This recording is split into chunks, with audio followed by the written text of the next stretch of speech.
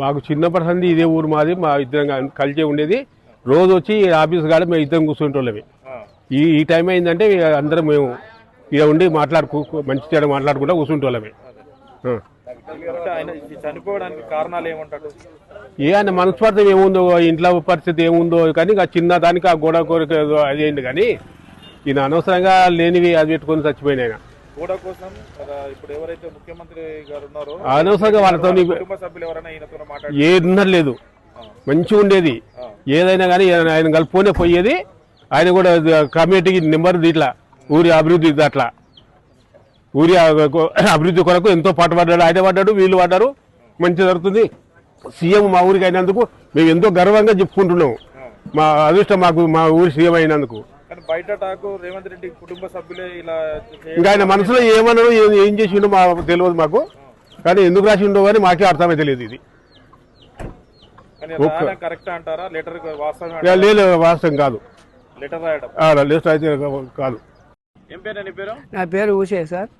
ఏ ఊరు మీది? మాది ఊరే కొండారెడ్డిపల్లి. కొండారెడ్డిపల్లి ఇక్కడ సాయిరెడ్డి అనే ఆయన ఉన్నాడు కదా? అవును సార్. ఆయన తెలుసా మీకు? తెలుసు సార్. ఆయన మా అన్నది మా ఊరే అంతా ఒకటి మాదేసారి పంటున్నాడు. అప్పుడు బాగానే ఉన్నాడు ఆయన కూడా. కానీ ఆయన ఎందుకో అట్లా అయింది. కానీ మా సారుల మీద ఏం అలాంటి ఇబ్బంది అయితే లేదు.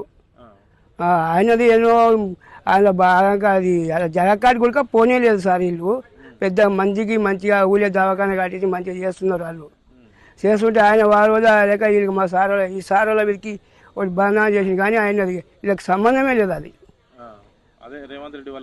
తమ్ముళ్ళు వాళ్ళు ఏం భయపడలేదు సార్. న్యాల మాట అది ఇంత బంధన చేసారు. కానీ వాళ్ళు అంకాలకు వచ్చి చూసిన వాళ్ళు గారు, తొంగి చూసిన వాళ్ళు గారు అట్లాంటి మనుషులే కాదు వాళ్ళు. అట్లాంటి బుద్ధులు లేవు.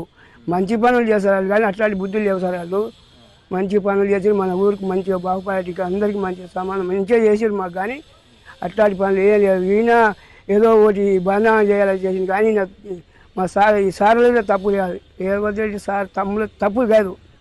వాళ్ళకి సంబంధమే లేదు సార్. వాళ్ళకి సంబంధమే లేదు. ఏదాటి సంబంధం లేదు. అది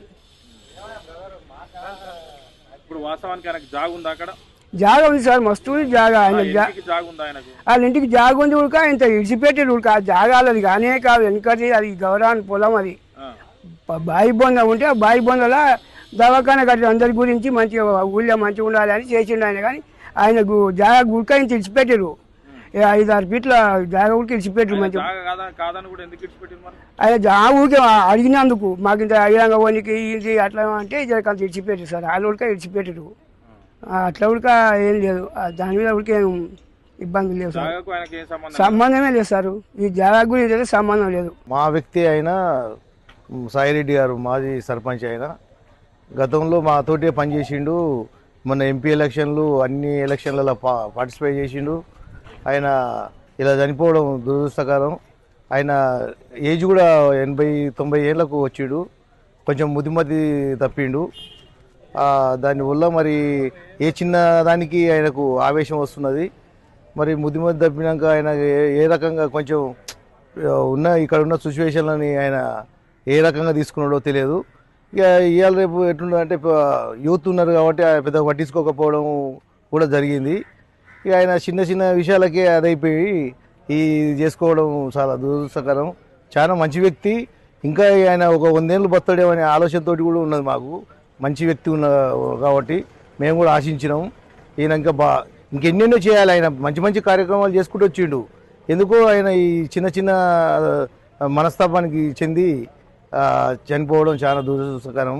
ఆయనని మేము కూడా మర్చిపోలేని స్థితిలో ఉన్నాం. మా ఊరికే ఈ సీఎంకి సంబంధించిన వాళ్ళు ఆయనతోటి మాట్లాడింది లేదు, ఏం జరిగింది లేదు. ఆయన కనీసం ఆయనని కలిసింది కూడా లేదు. దానికి అలా ఎందుకు వచ్చేసి అయ్యిండు రేవంత్ రెడ్డి గారు సంబంధించి బయట తాకుంది. దీనికి రేవంత్ రెడ్డి వాళ్ళ బ్రదర్కి ఏమైనా సంబంధం ఉందా? లేదు, దానికి ఎటువంటి సంబంధం లేదు. వాళ్ళు చాలా మంచిగా పిలిచి మాట్లాడేది. ఏ విషయం ఉన్నా కానీ పెద్ద మంచి అని చెప్పి ముందు నుంచి నడిపించే వ్యక్తులు వాళ్ళు.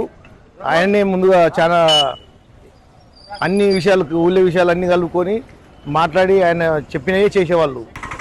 ఈరోజు చాలా బాధాకరం. మాజీ సర్పంచ్ చనిపోవడం, అది ప్రభుత్వ భూమి.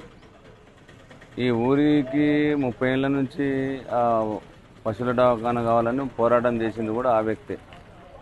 అది ప్రభుత్వ భూమిలో కట్టడం జరిగింది.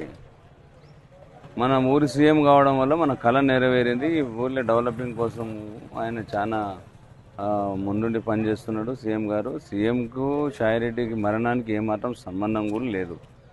అది ప్రభుత్వ భూమిలో కట్టడం జరిగింది. ఏమైనా ఉంటే ఆయన మాజీ సర్పంచ్ అడ్జస్టింగ్ చేసుకుంటే సరిపోయేది. ఒకవేళ ఆల్రెడీ బాట ఉంది ఆయనకు, తూర్పు పేసుకెళ్ళి మంచి రోడ్డు ఉంది, బాట ఉంది. ఇక్కడ బ్యాక్ సైడ్ అది ప్రభుత్వం భూమి ఉన్న రోజులు ఎవరైనా వాడుకున్నారు. ఇంకేమైనా కావాల్సి ఉంటే అడ్జస్ట్ చేసి చేస్తుండే. ఆయన ఒప్పుకున్నారు, నిన్న 6 ఫీట్లో 8 ఫీట్లో ఒప్పుకున్నారు. ఒప్పుకున్న తర్వాతనే అది కాంపౌండ్ వాళ్ళు కట్టడం జరిగింది.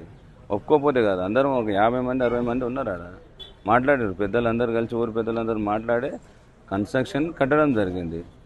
ఆయన ఒప్పుకున్న తర్వాతనే బునాది తీసి కట్టడం జరిగింది. కానీ ఆయన ఇట్లా చేయడం చాలా బాధాకరం. ఈ మరణానికి ఇది సంబంధం లేదు. సీఎం గారికి, సీఎం సోదరులకు ఎట్టి పరిస్థితులు ఏమాత్రం సంబంధం లేదు.